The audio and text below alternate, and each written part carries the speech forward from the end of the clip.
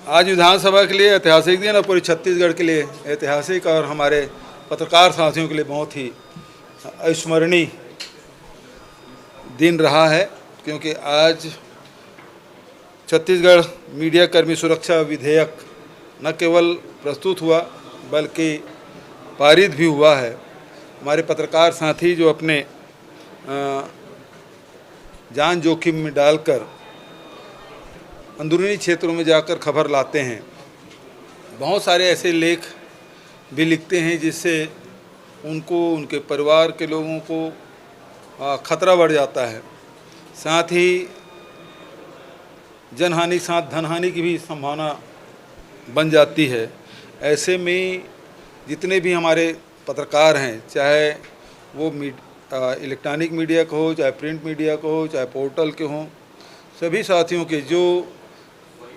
Office में जो काम करते हैं वो भी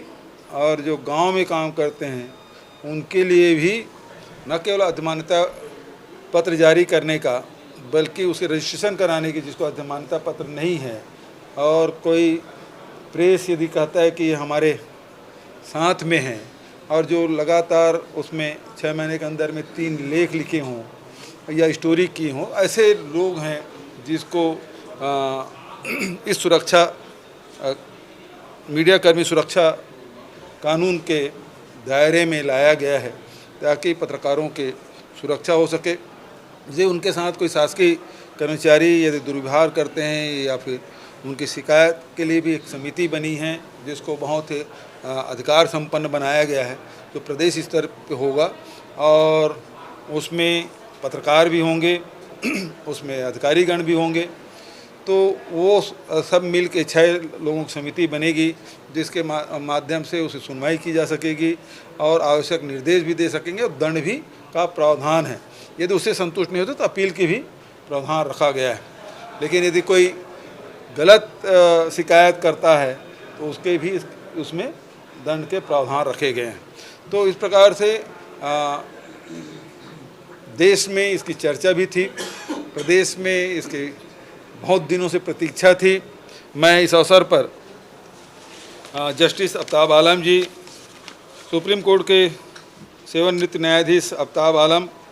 जी की अध्यक्षता में एक प्रारूप समिति बनी थी जिसके सदस्य न्यायमूर्ति सेवानिवृत्त श्रीमती अंजना प्रकाश जी, उच्चतम न्यायालय के वरिष्ठ अधिवक्ता श्री राजू रामचंद्रन जी, वरिष्ठ पत्रकार आज हमारे बीच में नहीं हैं ललित सुरजन जी, श्री प्रकाश दुबे जी, मेरे सलाहकार रुचिर गर्ग जी, महाधिवक्ता विधि विभाग के प्रमुख सचिव, पुलिस महानिदेशक, सभी इसके सदस्य थे और अनेक बैठकें राज्य में और दिल्ली में करके विभिन्न संगठनों से चर्चा करके इसका प्रारूप बनाया गया और उसके बाद इसके प्रारूप को विभाग को सौंपा गया। विभाग ने लंबे विचार विमर्श करके इसको विधेयक के रूप में विधेयक के रूप दिया गया और इसे राज्यपाल से अनुमति लेकर विधानसभा में प्रस्तुत किया गया और आज वो पारित हुआ है। लेकिन दुर्भाग्य ये है कि विपक्ष इसके लिए सहमति तो दिए लेकिन इसमें चर्चा में भाग नहीं लिए। किन कारणों से नहीं लिए वो अलग बात है, लेकिन कुल मिला के जो उनकी मंशा थी, अजय चंद्राकर जी बोलने खड़े भी हो गए लेकिन बाद में उसके साथियों ने बिठा भी दिया। तो ये बहुत दुर्भाग्यजनक है कि ऐसे विधेयक जो मूल विधेयक है और पहली बार छत्तीसगढ़ की विधानसभा में प्रस्तुत हुआ है तो विपक्षी साथियों को भी इसमें अपनी राय